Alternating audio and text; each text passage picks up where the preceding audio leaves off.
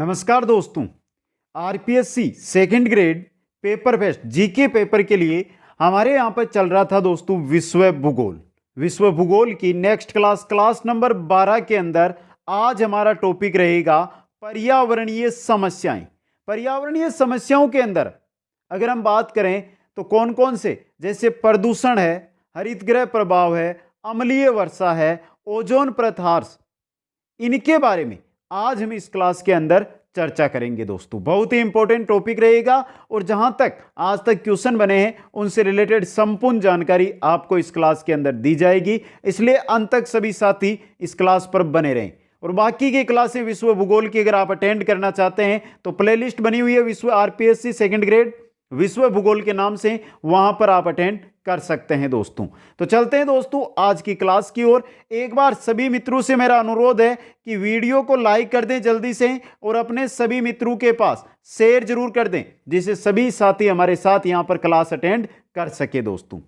तो बात कर रहे हैं हम आज पर्यावरणीय समस्याओं की। सबसे पहले लेते हैं बात पर्यावरण की।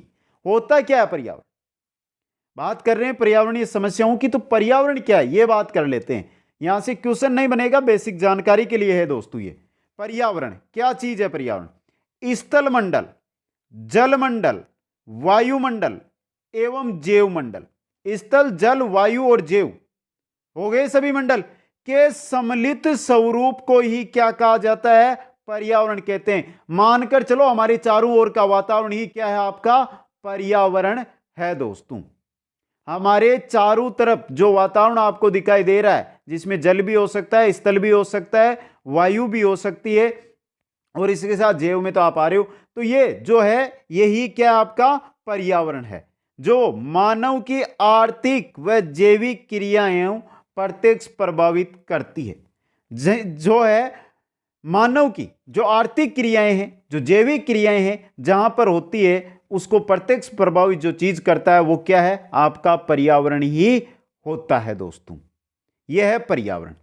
अब बात करें कि पर्यावरण की कौन कौन सी समस्याएं हैं जो हमारे सामने आ रही है। पर्यावरणीय यानी पर्यावरण की समस्याएं। पर्यावरण के घटकों के भौतिक, जैविक एवं रासायनिक संरचनाओं का मानव के लिए हानिकारक हो जाना ही पर्यावरणीय समस्याएं हैं। पर्यावरणीय की समस्या क्या है?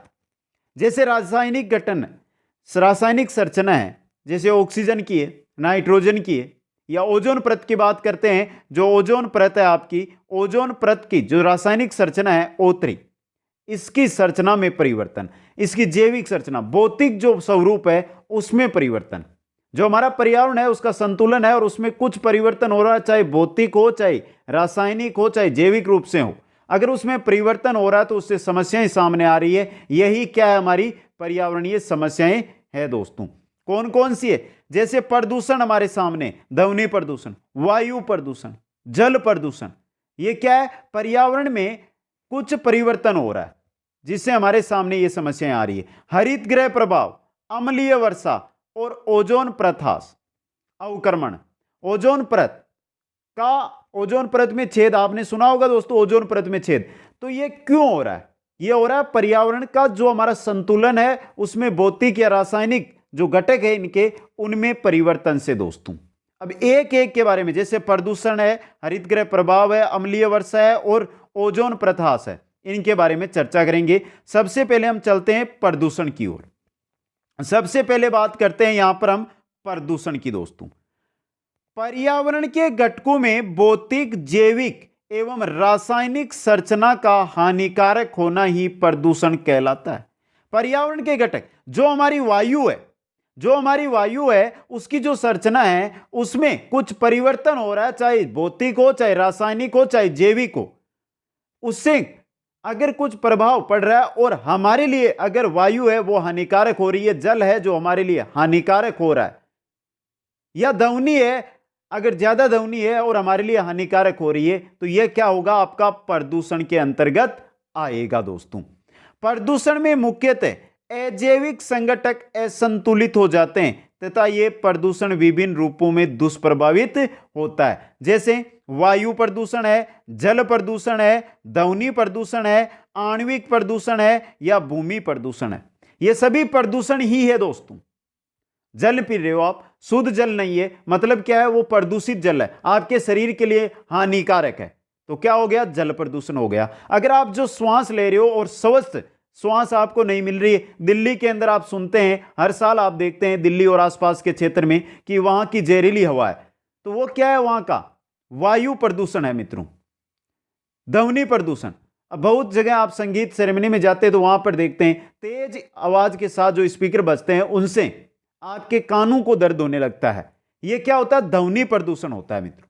क्या होता है, ध्वनि प्रदूषण होता है। आणविक प्रदूषण, आणविक प्रदूषण जैसे कि हम परमाणु परीक्षण करते हैं, तो परमाणु परीक्षणों से जो अणु निकलते हैं, जो परमाणु निकलते हैं, उनसे हमारे शरीर को नुकसान होता है, तो यह क्या हो जाता है, आणविक प्रदूषण। और भूमि प्रदूषण, जिसे हम उर्वरकों का प्रयोग करते हैं, जिसे भूमि है, जिसकी उपजाऊ क्षमता है, वो एक बार तो तेज होती है लेकिन बाद में धीरे धीरे नष्ट होने लगती है, तो ये क्या हो जाता है, भूमि प्रदूषण।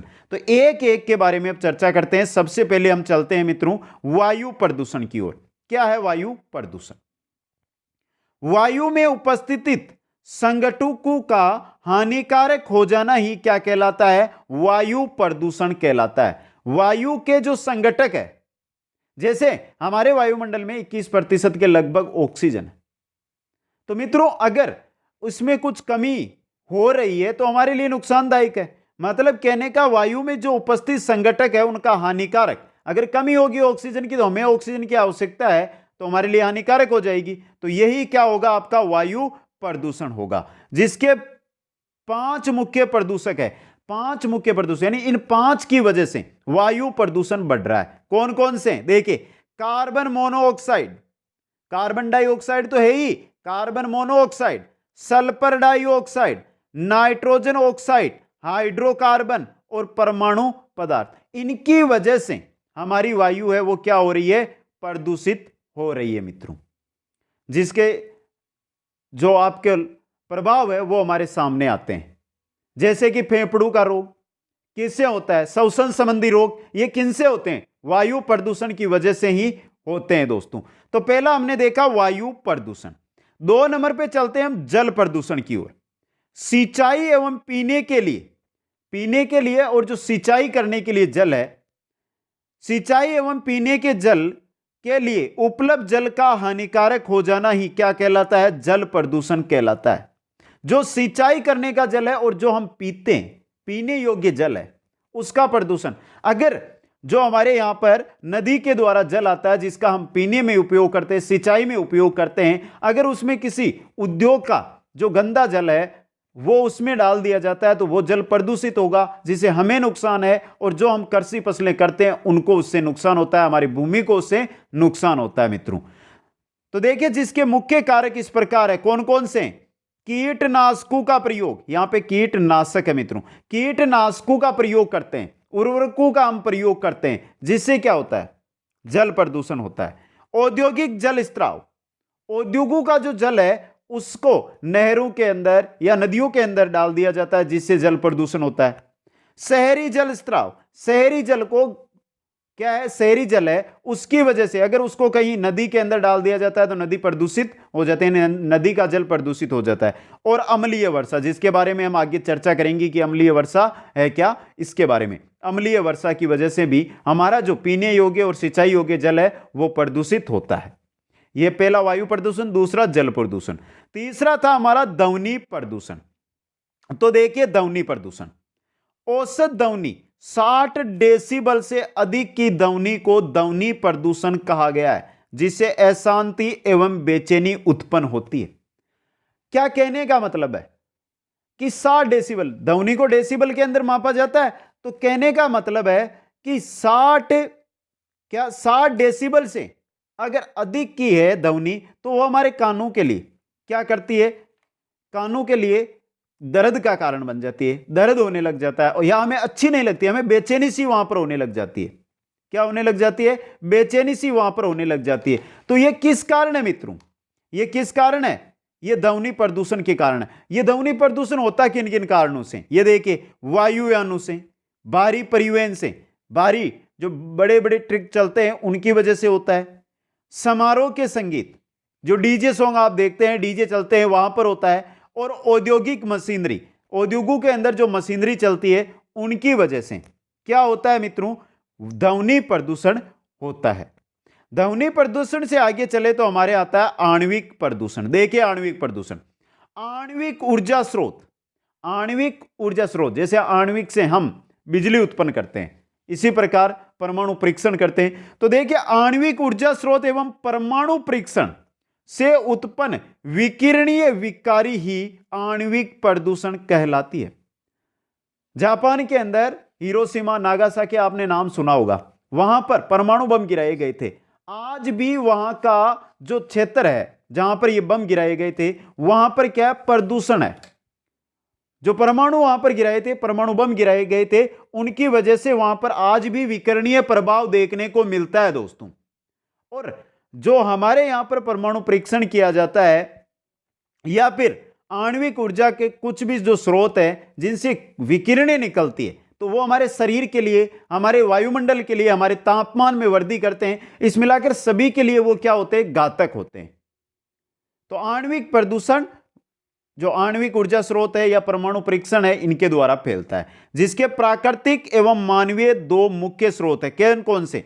देखिए प्राकृतिक स्रोत में आता है बाह्य वातावरण और स्थलीय स्रोत, और मानवीय स्रोत में आता है नाभिकीय विस्फोट, नाभिकीय ऊर्जा संयंत्र और चिकित्सा क्षेत्र। इन तीनों के द्वारा, नाभिकीय विस्फोट है, नाभिकीय ऊर्जा संयंत्र है और चिकित्सा क्षेत्र है, इनके द्वारा जो विकिरणें निकलती है उनसे वायुमंडल में क्या होता है, वायुमंडल है वो दूषित होता है, हमारे शरीर को वो दूषित करती है दोस्तों। तो ये था चौथा हमारा प्रदूषण, आणविक प्रदूषण। पांचवा प्रदूषण है भूमि प्रदूषण। देखिए मानव निर्मित कृत्रिम कचरा, मानव निर्मित कृत्रिम कचरा जिसमें आता है जैसे प्लास्टिक के उत्पाद, ये पॉलीथीन पर रोक क्यों लगाई जा रही है, क्योंकि भूमि प्रदूषण होने से हमें बचाना है। प्लास्टिक के उत्पाद है, रासायनिक उर्वरक, अस्पताल से निकले रासायनिक अपशिष्ट, कूड़ा कचरा इत्यादि से भूमि प्रदूषित होना ही भूमि प्रदूषण कहलाता है। प्लास्टिक की अगर पॉलीथीन है, अगर आप उसको कहीं पर भी डाल दोगे या भूमि में कुछ नीचे उसको डाल दोगे तो वो कभी भी नष्ट नहीं होगी, वो है जैसी ही बनी रहेगी। रासायनिक उर्वरक हम खेतों में डालते हैं, रासायनिक बहुत सारे उर्वरक होते हैं जो हम खेतों में डालते हैं, जिनसे भी हमारा भूमि प्रदूषण है बढ़ता है। पैदावार अच्छी होती है लेकिन भूमि की जो उर्वरा शक्ति है वो वहां पर नष्ट होने लगती है। अस्पताल के जो रासायनिक अवशिष्ट होते हैं, कूड़ा कचरा होता है, उनको हम जमीन के डाल देते हैं, जिससे क्या होता है, भूमि प्रदूषण होता है। तो ये थे हमारे 5 प्रकार के प्रदूषण जो हमने प्रदूषण के अंतर्गत पढ़े दोस्तों। आगे चलते हैं और बात करते हैं नेक्स्ट में हरित गृह प्रभाव की। है क्या ये हरित गृह प्रभाव? सिंपल सी चीज है, बड़ी चीज नहीं है, नॉर्मल है। देखिए कार्बन डाइऑक्साइड जैसी गैसों के एकत्रित हो जाने से निर्मित विशेष परत के परिणाम स्वरूप वायुमंडलीय ताप का बढ़ना ही हरित गृह प्रभाव कहलाता है, जिसके कारण ध्रुवीय हिम पिघलकर सागरीय जल स्तर को बढ़ा देती है। इसका सबसे बड़ा कारण है हरित गृह प्रभाव से तापमान में वृद्धि होती है। तापमान में वृद्धि हो रही है जिसका परिणाम हमें समुद्र जल का जो स्तर है उसमें बढ़ोतरी के रूप में देखने को मिल रहा है। कारण क्या है कि तापमान में बढ़ोतरी होगी, जो हमारे उत्तरी ध्रुव और दक्षिणी ध्रुव पर जमी हुई बर्फ है वो पिघलेगी, वो पिघल रही है, पिघलेगी नहीं, पिघल रही है वर्तमान में भी, और पिघलेगी तो वो समुद्र में आकर मिलेगी, बर्फ का पानी बनेगा, पानी आकर समुद्र में मिलेगा और समुद्री जो स्तर है उसमें क्या होगी, बढ़ोतरी होगी दोस्तों। यह है हरित गृह प्रभाव। हरित गृह प्रभाव से आगे चलते हैं तो आती है अम्लीय वर्षा दोस्तों। क्या? अम्लीय वर्षा इंपॉर्टेंट चीज है, ध्यान से देखना। अम्लीय वर्षा शब्दावली का प्रयोग सबसे पहले रॉबर्ट आंगुस स्मिथ ने 1872 में किया था। रॉबर्ट आंगुस स्मिथ ने 1872 में नाम दिया था अम्लीय वर्षा का। किसने दिया था? रॉबर्ट आंगुस स्मिथ ने। कब? 1872 में। अब देखिए उद्योग और परिवहन आदि से निष्कासित धुआं वायुमंडलीय जलवाष्प से मिलकर कार्बोलिक, सल्फ्यूरिक, नाइट्रेट जैसी अम्लों में बदलकर पहली वर्षा के साथ धरातल पर आ जाती है, को ही क्या कहा जाता है? अम्लीय वर्षा कहा जाता है। हमारे उद्योग है या हमारे जो यातायात के साधन है, इनसे जो धुआं निकलता है, इन धुआं के अंदर सल्फ्यूरिक क्या होती है, नाइट्रेटिक होती है, तो ये क्या हमारे वायुमंडल में मिल जाती है। और जब हमारे वर्षा होती है, पहली वर्षा होती है कुछ दिनों के बाद, जैसे 2 या 3 महीने के बाद वर्षा होती है, तो वो वर्षा के साथ ये सभी जो ऊपर गए हैं धुआं के साथ, सल्फ्यूरिक अम्ल है या नाइट्रेट अम्ल है या हमारे कार्बनिक अम्ल है, तो ये वर्षा के साथ जल में मिलकर वापस धरती पर आते हैं। इसी को कहा जाता है हमारी अम्लीय वर्षा। मित्रों, ये जीलों का कातिल कहते हैं। जो अम्लीय वर्षा होती है इसको किसका कातिल? जीलों का कातिल। आया हुआ क्वेश्चन, इंपॉर्टेंट क्वेश्चन, जीलों का कातिल है अम्लीय वर्षा दोस्तों। क्योंकि जो ये अम्ल होते हैं ये किस में मिल जाते हैं? झीलों में, नदियों में मिल जाते हैं। चलो नदियां तो आगे जाके समुद्र में गिर जाएगी, लेकिन झीलें हैं वो तो स्तर है, तो उनका कातिल इनको कहा जाता है। अम्लीय वर्षा का पीएच मान होता है 5.6 या इससे कम होता है। अम्लीय वर्षा का मान कितना होता है? 5.6 होता है पीएच मान दोस्तों। अब बात करते हैं आगे अम्लीय वर्षा के प्रभाव। क्या क्या प्रभाव अम्लीय वर्षा के पड़े? मिट्टी की उर्वरता पर कुप्रभाव पड़ता है, क्योंकि जो भी ये सल्फ्यूरिक अम्ल है, कार्बनिक अम्ल है, ये वर्षा के साथ आएंगे वापस और मिट्टी में मिलेंगे, तो मिट्टी की जो उर्वरकता क्षमता है वो नष्ट होती है इनसे। प्राकृतिक वनस्पति की वृद्धि बाधित हो जाती है। जो हमारी वनस्पति है, पेड़ पौधे, इनकी जो वृद्धि है वो अम्लीय वर्षा से बाधित होती है। झीलों, यहां पे झीलें नहीं है, झीलों है मित्रों, टाइपिंग मिस्टेक है थोड़ी सी। झीलों तथा नदियों के जल की अम्लता या लवणता में क्या हो जाती है? वृद्धि, क्योंकि सीधा पानी आकर गिरता है और उसके साथ अम्लीय पदार्थ रहते हैं, तो इनके अम्लीय जो जल है उसमें अम्लीयता बढ़ेगी। मानव जाति में फेफड़ों तथा श्वसन संबंधी रोग भी अम्लीय वर्षा के कारण होते हैं, क्योंकि ये जमीन पर वापस आकर बरसात के साथ आएंगे, वर्षा के साथ, और जमीन पर जम जाएंगे, तो उस वजह से फेफड़ों तथा श्वसन संबंधी रोग भी अम्लीय वर्षा से होते हैं। यह है हमारी अम्लीय वर्षा। अम्लीय वर्षा से आगे चलते हैं तो आता है ओजोन परत ह्रास। इंपॉर्टेंट चीज है आपके लिए। देखिए मित्रों, एक एक चीज यहां पर मैं लेकर आया हूं इसकी। सबसे पहले ओजोन पृथ्वी के वायुमंडल में समताप मंडल की परत में, समताप मंडल की परतें अभी हमने नहीं पढ़ी है, क्लास रहेगी नेक्स्ट क्लास हमारी जो परतों से रिलेटेड ये, उसमें हम अच्छी तरह इसके बारे में चर्चा करेंगे। तो देखिए, ओजोन पृथ्वी के वायुमंडल में समताप मंडल की परत में 19 से 45 किलोमीटर ऊंचाई के क्षेत्रों में पाई जाती है। 19 से 45 किलोमीटर के मध्य ओजोन परत, ऊंचाई पर ओजोन परत आपको मिलेगी। ओजोन क्या है? एक तीक्ष्ण गंध वाली हल्की नीली विषाक्त गैस है। यह विषाक्त गैस है, लेकिन हमारे लिए बहुत ही उपयोगी है ये परत। ओजोन तीक्ष्ण गंध वाली होती है और हल्की नीली, यानी जो इसका रंग है वो हल्का नीला होता है और विषाक्त गैस होती है दोस्तों। ओजोन करती क्या है? ओजोन परत सूर्य से आने वाली पराबैंगनी किरणों का अवशोषण करती है। पराबैंगनी किरणें हैं उनको रोकती है। ये पराबैंगनी किरणें हैं जो हमारे शरीर के लिए या हमारे वायुमंडल के लिए बहुत ही घातक होती है दोस्तों। अब बात कर रहे हैं ओजोन परत ह्रास की, यानी ओजोन परत विच्छेदन की। तो यह है क्या? देखिए, शीतायन, ठंडे करने वाले, जैसे एसी हम चलाते हैं, जैसे फ्रिज हम यूज करते हैं, तो इनसे क्या निकलती है? क्लोरोफ्लोरोकार्बन गैस निकलती है, क्लोरोफ्लोरोकार्बन। तो देखिए, शीतायन यंत्रों से निष्कासित क्लोरोफ्लोरोकार्बन के प्रहार के कारण ओजोन गैस की संरचना, यानी ओजोन गैस की जो परत है वो विघटित हो जाती है। परिणाम स्वरूप सूर्य की पराबैंगनी किरणों का अवशोषण नहीं हो पाता है, जो सीधी किस पर आ जाती है? धरातल पर आ जाती है। इसके सम्मिलित प्रभाव को ही क्या कहा जाता है? ओजोन परत ह्रास कहा जाता है। जो क्लोरोफ्लोरोकार्बन हमारे यहां से फ्रिजों से, एसियों से निकला है, गाड़ियों के अंदर एसियां चलाते हैं आप, तो उनसे निकलता है ये निकल कर जाएगा ऊपर, और ओजोन परत है उसको कर देगा, तोड़ देगा। अब तोड़ता कैसे, फिर देखेंगे हम इसको। ओजोन परत को तोड़ कैसे रहा है? ओजोन परत का देखिए, अगर हम परमाणुिक सूत्र देखें तो O3 है, ये ओजोन है। अब जैसे यहां वहां पर जाएंगे क्लोरोफ्लोरोकार्बन, तो इसको दो भागों में, एक तो टूटेगा ऑक्सीजन में और एक नवजात ऑक्सीजन में बनेगा। यह नवजात ऑक्सीजन है ना आपका, ओजोन के टूटने के पश्चात जो बाह्य तत्व है, के साथ है, बाह्य तत्व जो भी है वहां पर hydrogen, helium, lithium, beryllium, boron, carbon, nitrogen, जो कुछ वहां पर है उनके साथ आपका ऑक्सीजन, जो ये नवजात ऑक्सीजन है ना, ये क्या बना लेता है वहां पर संरचना, यानी युग्मित हो जाता है। युग्मित हो जाएगा तो वहां पर वापस ओजोन तो बनेगी नहीं, सिर्फ ऑक्सीजन वहां पर रह जाएगी। ये तो उनके साथ चला गया, बची क्या ऑक्सीजन, तो वहां से क्या ओजोन परत अपने आप टूट रही है दोस्तों, पुनः ओजोन नहीं बन पाती है इस कारण से, जिसकी वजह से जैसे ये हमारी ओजोन परत का है, मान लो ये पृथ्वी के ऊपर ओजोन परत है, यहां से ये ऑक्सीजन का जो ओजोन का कण है ये टूटा और ऑक्सीजन वहां पर बन गई है, और जो नवजात ऑक्सीजन है वो किसी और के साथ मिल गया है, तो ये हो गया यहां पर छेद। अब जो सूर्य की किरणें हैं वो ऊपर से आएगी, सीधी सीधी आएगी, और ये नीचे धरातल है, तो ये जो पराबैंगनी किरणें, जो हानिकारक किरणें होती है, वो सीधी की सीधी यहां से किस में आ जाएगी, पृथ्वी पर आ जाएगी।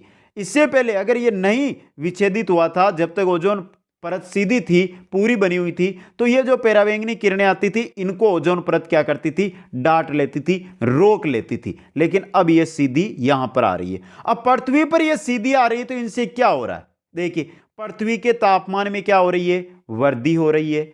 इसमें चर्म कैंसर, यानी कि जो चमड़ी का कैंसर है ना, इसकी सर्वाधिक समस्याएं इससे उत्पन्न हो रही है। जो गोरी चमड़ी होती है ना, वहां पर सर्वाधिक जो है ओजोन परत हार से आपकी चमड़ी कैंसर की उत्पन्न हुई है। मोतियाबिंद रोग है, इसमें भी वृद्धि किससे वजह से, ओजोन परत के टूटने से हो रही है। यह अंटार्कटिक महाद्वीप पर सर्वाधिक दुष्प्रभावशाली है। अंटार्कटिक यानी पूछा जा सकता है ओजोन परत के टूटने से किस महाद्वीप पर सर्वाधिक प्रभाव पड़ रहा है, अंटार्कटिक महाद्वीप पर सर्वाधिक प्रभाव इससे पड़ रहा है। मित्रों सीधा समझ जाओ, पृथ्वी के तापमान में वृद्धि, अगर तापमान में वृद्धि है, जो हमारा वायुमंडल का सिस्टम है उसमें वृद्धि हो रही है, मतलब दुष्प्रभाव तो खतरनाक पड़ रहा है। यह थी हमारी पर्यावरणीय समस्या। कैसी लगी आज की क्लास आपको, कमेंट करके बताएं। जो भी नए साथी है चैनल को सब्सक्राइब कर लें, और पीडीएफ अगर आपको प्राप्त करनी है तो कुचामन ऑनलाइन क्लासेज ऐप के माध्यम से स्टोर से आप प्राप्त कर सकते हैं, लिंक डिस्क्रिप्शन में दी हुई है। वीडियो को लाइक करें, शेयर करें। आप सभी को बहुत बहुत धन्यवाद। जय हिंद, जय भारत।